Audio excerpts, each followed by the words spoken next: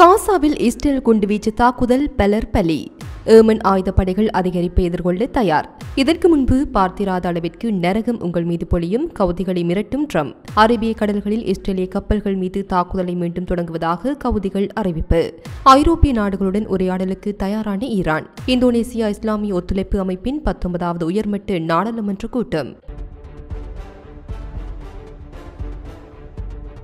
நேற்றைய தினம் வடக்கு காசாவில் இஸ்ரேலிய ட்ரோன் தாக்குதல்களில் 9 பேர் கொல்லப்பட்டனர் மற்றும் பலர் காயமடைந்தனர் என்று பாலஸ்தீனத்தின் அதிகாரப்பூர்வ செய்தி நிறுவனமான வஃபா செய்தி நிறுவனம் தெரிவித்துள்ளது. குண்டுவீசி தாக்கியதாகவும் இதனால் 2 பத்திரிகையாளர்கள் உட்பட 9 குடிமக்கள் கொல்லப்பட்டதாகவும் வஃபா தெரிவித்துள்ளது. வடக்கு காசாவில் உள்ள இந்தோனேசிய மருத்துவமனைக்கு பலியானவர்களின் உடல்கள் மற்றும் பல காயமடைந்தவர்கள் அனுமதிக்கப்பட்டனர். அவர்களில் சிலர் ஆபத்தான நிலையில் உள்ளனர் என்று வஃபா தெரிவித்துள்ளது. இதற்கிடையில் அல் கயிர் அறக்கட்டளையின் ஒரு குழுவை நிவாரணப் பணியை கொண்டிருந்த போது ட்ரோன் குறிவைத்ததாக பாலஸ்தீன வட்டாரங்கள் மற்றும் நேரில் கண்ட சாட்சிகள் தெரிவித்தனர். இறந்தவர்களில் புகைப்பட பத்திரிகையாளர்கள், ஊடக செய்தி தொடர்பாளர், பெய்ட் லாகியாவில் குடிமக்கள் குழுவை ட்ரோன் தாக்கிய ஒரு வாகனத்தை மற்றும் ஒரு ஓட்டுநர் ஆகியோர் அடங்குவர் என்று பிரிட்டன் மற்றும் துருக்கியை தளமாக கொண்ட சர்வதேச முஸ்லிம் உதவி அரசு சாரா அமைப்பான அறக்கட்டளையின் தொழிலாளர்கள் தெரிவித்தனர். இஸ்ரேல் பாதுகாப்பு படைகள் ஒரு அறக்கட்டளையில் பெய்ட் லாகியா மீதான தாக்குதலை உறுதிப்படுத்தியது. இலக்கு வைக்கப்பட்டவர்கள் பயங்கரவாதிகள் என்றும் அவர்களில் இருவர் IDF துருப்புக்களுக்கு அச்சுறுத்தலாக இருந்து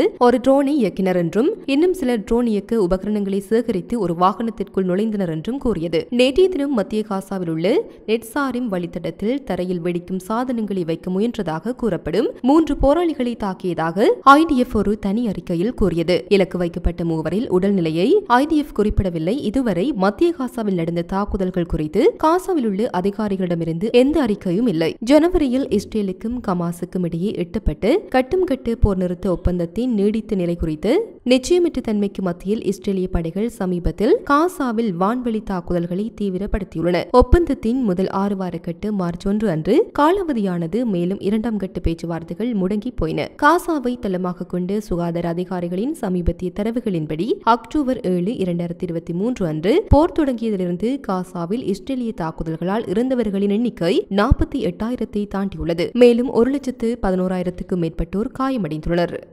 இந்த நிலையில் ஹவுத்தி செய்தி தொடர்பாளர் முகமது அப்துல் சலாமின் அறிக்கையில் அவர் பொதுமக்களின் கருத்தை பாதிக்கும் பொருட்டு கப்பல் நடவடிக்கைகளுக்கு அச்சுறுத்தலை அமெரிக்கா மிகைப்படுத்தியதாக குற்றம் சாட்டினார். அந்த குழுவில் அரசியல் குழுவும் தனி அறிக்கை ஒன்றை வெளியிட்டுள்ளது. அந்த அறிக்கை தலைநகரம் சனாவில் அமெரிக்காவின் துரோக ஆக்கிரமிப்பை கண்டித்தது என்றும் குடியிருப்பு பகுதிகள் மற்றும் பொதுமக்களை குறிவைத்தது முழுமையான போர்க்குற்றம் என்றும் கூறியது.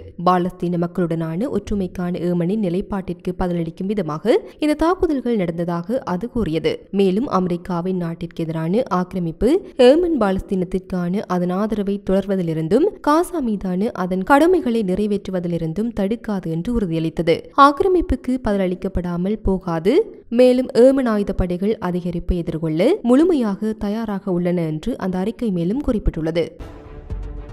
நேற்றைய தினமிரவு ஜெர்மன் தலைநகர் சனாவில் உள்ள கவுதி போராளிகள் தளங்களில் அமெரிக்கா நடத்திய வான்வெளி தாக்குதல்களில் குறைந்தது 9 பேர் கொல்லப்பட்டனர் மற்றும் 9 பேர் காயமடைந்தனர் என கவுதிகளால் நடத்தப்படும் சுகாதார அமைச்சகம் தெரிவித்துள்ளது. அமெரிக்க ஆக்கிரமிப்பால் கொல்லப்பட்டவர்களின் எண்ணிக்கை 9ஆக உயர்ந்துள்ளது. மேலும் 9 பேர் காயமடைந்தனர் என்று அமைச்சகம் ஒரு அறிக்கையில் தெரிவித்துள்ளது.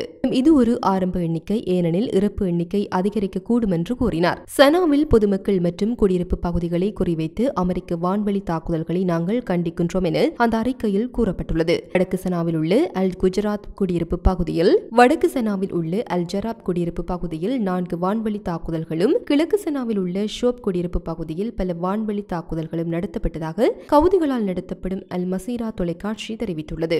ஜராப் சுற்றுப்புறத்தில் உள்ள கவுதி கட்டுப்பாட்டில் உள்ள அரசு தொலைக்காட்சி நிலையத்திற்கு அருகிலுள்ள வெடிமருந்துகள் மற்றும் ராக்கெட் கிடங்குகளை இந்த தாக்குதல்கள் குறிவைத்ததாக குடியிருப்பாளர்கள் தெரிவித்தனர். அக்கம்பக்கத்தில் இருந்து வெள்ளை புகை எழுவதை காண முடிந்தது. மேலும் வான்வெளி தாக்குதல்களை தொடர்ந்து தொடர்ச்சியான வெடிப்புகள் ஏற்பட்டதாக நேரில் கண்டவர்கள் தெரிவித்தனர். ஹவுதி அதிகாரியான ஒசாமா சாரி ட்விட்டரில் பதிவிட்டுள்ளதாவது: அல் ஜராப் சுற்றுப்புறத்தில் நடந்த தாக்குதல்கள் விமான நிலைய சாலைக்கு அருகிலுள்ள சிறப்பு நவீன பல்கலைக்கழகத்தின் சில பகுதிகளை சேதப்படுத்தின. மற்றும் ஒரு கவுதி வட்டாரம் சின்கூவாவிடம் வான்வெளி தாக்குதல்கள் முக்கிய கவுதி தலைவர்களின் 2 வீடுகளையும் குறிவைத்ததாக தெரிவித்தது. ஜனவரியில் அமெரிக்க ஜனாதிபதி டொனால்ட் ட்ரம்ப் அதிகாரத்திற்கு வந்து அந்த குழுவை வெளிநாட்டு வெளிநாட்டு பயங்கரவாத அமைப்பு என்று வடிவமைப்பு செய்ததிலிருந்து ஹவுதி தளங்களுக்கு எதிராக அமெரிக்க ராணுவம் நடத்தும் முதல் ராணுவ நடவடிக்கை இதுவாகும். பயங்கரவாதிகளின் தளங்கள், தலைவர்கள் மற்றும் ஏவுகணை பாதுகாப்புகள் மீதான வான்வழி தாக்குதல்கள் அமெரிக்க கப்பல் போக்குவரத்து, வான் மற்றும் கடற்படை சொத்துக்களை பாதுகாப்பதற்கும் வழி செலுத்தல் சுதந்திரத்தை மீட்டெடுப்பதற்கும் என்று ட்ரம்ப் சமூக ஊடகமான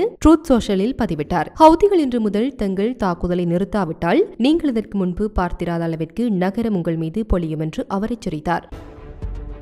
வடக்கு ஏமனில் உள்ள சாடா மாகாணத்தில் உள்ள தக்ஜான் நகரில் உள்ள ஒரு மின் உற்பத்தி நிலையத்தை அமெரிக்க போர் விமானங்கள் தாக்கியதால் நகரம் மற்றும் அதன் புறநகர் பகுதிகளில் மின்சாரம் துண்டிக்கப்பட்டதாக ஏமன் தொலைக்காட்சி சேனல் அல் மசீடா தெரிவித்துள்ளது.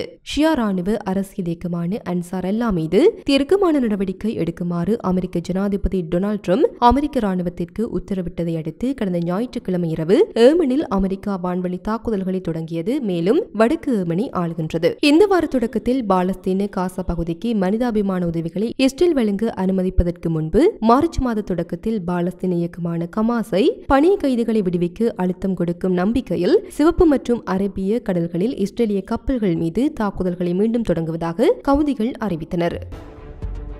ஈரானிய வெளியுறவு அமைச்சர் சையத் அப்பாஸ் அரக்ஷி மற்றும் அவரது டச்சு பிரதிநிதி காஸ்பர் வெல்காம் ஆகியோர் சனிக்கிழமை இருதரப்பு உறவுகள் மற்றும் மேற்கு ஆசியாவின் முன்னேற்றங்கள் குறித்து விவாதிக்க ஒரு தொலைபேசி உரையாடலை நடத்தினர். பொதுவான நலன்களை கொண்டு சர்வதேச பிரச்சினைகள் குறித்தும் இருதரப்பினரும் கருத்துக்களை பரிமாறிக்கொண்டதாக ஈரானிய வெளியுறவு அமைச்சகம் வெளியிட்ட அறிக்கையில் தெரிவிக்கப்பட்டுள்ளது. மற்ற நாடுகளுடன் நல்ல ராஜதந்திர உறவுகளை பின்பற்றுவதற்கான ஈரானிய அரசாங்கத்தின் அணுகுமுறையை அரக்ஷி அடிக்கோடிட்டு காட்டினார். பரஸ்பர மரியாதை மற்றும் நலன்களின் அடிப்படையில் ஐரோப்பிய நாடுகளுடன் தொடர்பு மற்றும் உரையாடலுக்கு ஈரான் தயாராக உள்ளது என்பதை வலியுறுத்தினார் என்று அந்த அறிக்கையில் கூறப்பட்டுள்ளது. இருதரப்பு உறவுகளின் நீண்ட வரலாற்றையும் பிராந்திய முன்னேற்றங்களில் தெஹ்ரானின் முக்கிய பங்கு மற்றும் நிலைப்பாட்டையும் வெல்கம் தனது பங்கிற்கு குறிப்பிட்டார். வெவ்வேறு அரசாங்கத்திற்கு இடையேயான புரிதலை மேம்படுத்தவும் வேறுபாடுகளை தீர்க்கவும் அனைத்து ராஜதந்திர திறன்களையும் பயன்படுத்த வேண்டியதன் அவசியத்தையும் அவர் வலியுறுத்தினார் என அந்த அறிக்கையில் தெரிவிக்கப்பட்டுள்ளது.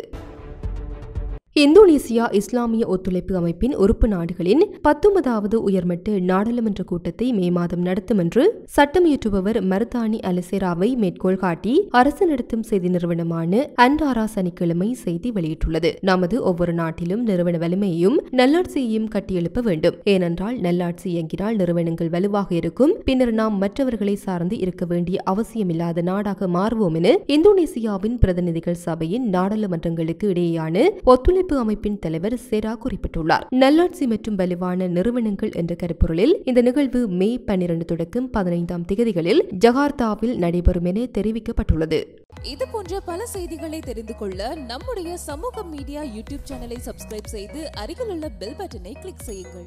மேலும் செய்திகளை உடனுக்குடன் தெரிந்து கொள்ள சமூகமீடியா.com என்ற இணையதளத்தின் வாயிலாக எங்களுடன் இணைந்திருங்கள்.